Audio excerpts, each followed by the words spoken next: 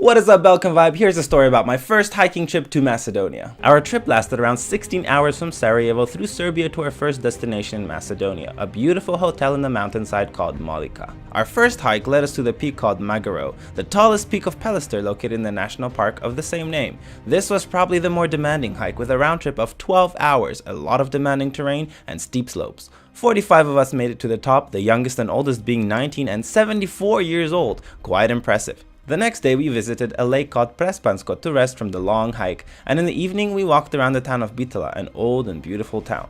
What was interesting about our next peak, Galčica, is that it's actually located on Albanian territory, so we technically crossed the border while on our way. The view from the top was unsurprisingly breathtaking, with a view of Macedonia, Albania and even Greece from the top, as well as many lakes and other mountains. In the afternoon we descended to an old monastery turned touristic zone called St. Naum. It's renovated very beautifully with many gardens and parks, free walking peacocks and of course ancient interiors. The fact that it's situated on the coast of the beautiful Ohrid lake just made it that much better. The city and lake of Ohrid is what we visited the next day. While it has beautiful ancient architecture, I was more interested in the wildlife and nature. Our third peak would be the biggest peak yet, the third largest in ex-Yugoslavia.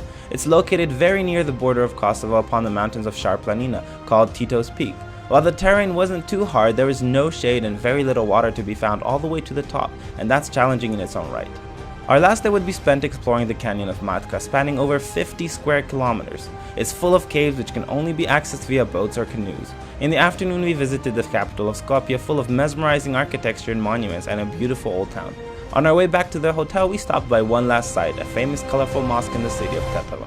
The entire adventure left me with some amazing memories, and I hope I got to share some of that with you. Thanks for tuning in and see you around.